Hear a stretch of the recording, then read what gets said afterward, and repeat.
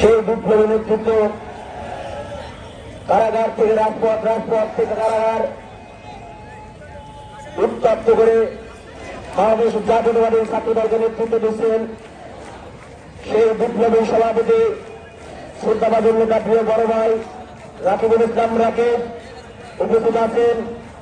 আজকের অবস্থান কর্মসূচির সংগ্রামী সঞ্চালক বাংলাদেশ জাতীয়তাবাদী ছাত্র দল কেন্দ্রীয় সংসদের বিপ্লবী সাধারণ সম্পাদক অত্যন্ত দক্ষ মেধাবী ছাত্র নেতা রাজপথের আন্দোলন সংগ্রামের পরীক্ষিত নেতৃত্ব জাতীয়তাবাদী ছাত্র দল কেন্দ্রীয় সংসদের বিপ্লবী সাধারণ সম্পাদক নাসির উদ্দিন নাসির ভাই উপস্থিত আছেন। বাংলাদেশের জাতীয়তাবাদী ছাত্র দল কেন্দ্রীয় সংসদের নেতৃবৃন্দ উপস্থিত আছেন। ঢাকা বিশ্ববিদ্যালয় সহ সকল বিশ্ববিদ্যালয় এবং কলেজের নেতৃবৃন্দ উপস্থিত আছেন। বাংলাদেশের জাতীয়তাবাদী ছাত্র দল ঢাকা মহানগর পূর্ব, ঢাকা মহানগর পশ্চিম, ঢাকা মহানগর উত্তর এবং আমার প্রাণপ্রিয় সংগঠন বাংলাদেশের জাতীয়তাবাদী ছাত্র দল ঢাকা মহানগর দক্ষিণের সংগ্রামী আহ্বায়ক কাদের সিকদার সহ সকল যুগ্ম আহ্বায়ক এবং সদস্য এবং সবসময় যারা আমাদের আন্দোলন সংগ্রামকে সফল করে থাকেন, আন্দোলন সংগ্রামে নেতৃত্ব দিয়ে থাকেন, আমাদের কাছাকাছি থাকেন, সেই প্রিয় নেতৃবৃন্দ সকল থানা কলেজের নেতৃবৃন্দ সকলকে যেন আমার ব্যক্তিগত পক্ষ থেকে বাংলাদেশের জাতীয়তাবাদী ছাত্র দল ঢাকা মহানগর দক্ষিণের পক্ষ থেকে রক্তিম শুভেচ্ছা ও বিপ্লবী অভিনন্দন। প্রিয় নেতৃবৃন্দ, আমরা আজকে এখানে উপস্থিত হয়েছি, অবস্থান কর্মসূচি পালন করছি একটা কারণেই, শেখ হাসিনা এবং শেখ হাসিনার দোষরদের সর্বোচ্চ শাস্তির দাবিতে আমরা আজকে অবস্থান কর্মসূচি পালন করছি। তার আগে আপনাদেরকে একটু পিছনে ফিরিয়ে নিতে চাই। শেখ মুজিব শাসক ছাত্রলীগের নেতৃবৃন্দকে যেভাবে গণহত্যা করেছিলেন, শেখ হাসিনা সেই স্টাইলে চেয়েছিলেন বাংলার ছাত্র জনতাকে হত্যা করে গুম করে দাবিয়ে রাখার জন্য। আমি দাবি করছি, স্পষ্ট দাবি করছি, শেখ মুজিবের মরণোত্তর বিচার হওয়া দরকার, তাহলে আমাদের এই কলঙ্ক থেকে আমরা মুক্তি পাব। এবং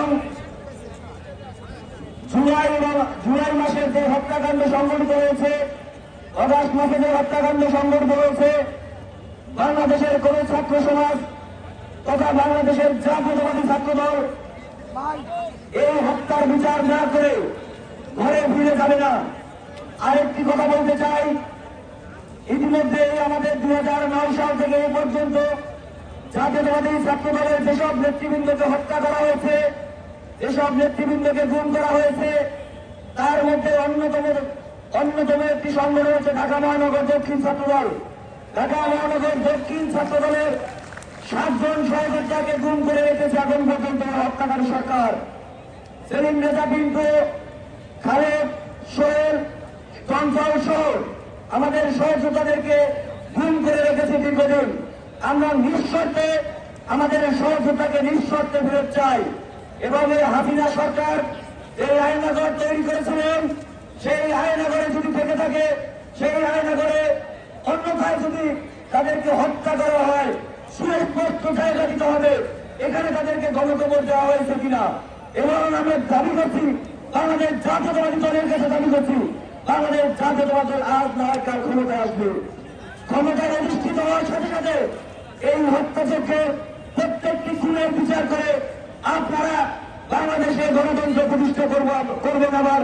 এবং অন্তরাধিকারী সরকারের প্রতি দৃষ্টি আকর্ষণ করছে। আপনাদের প্রতি আমাদের শতভাগ বিশ্বাস রয়েছে, আপনাদের প্রতি সাধারণ জনগণের, সাধারণ ছাত্রদের আস্থা রয়েছে। সেই আস্থার প্রতিদান দিয়ে প্রত্যেকটি খুনের বিচার করে শেখ হাসিনাকে বিদেশে এনে সর্বোচ্চ শাস্তির ব্যবস্থার সেই সর্বোচ্চ শাস্তির দাবি করে আমি আমার সংক্ষিপ্ত বক্তব্য শেষ করছি। খোদা হাফেজ। বাংলাদেশ জিন্দাবাদ, বাংলাদেশ জাতীয়তাবাদী ছাত্র দল জিন্দাবাদ, জাতীয়তাবাদী ছাত্র দল ঢাকা মহানগর দক্ষিণ জিন্দাবাদ। সকলকে ধন্যবাদ।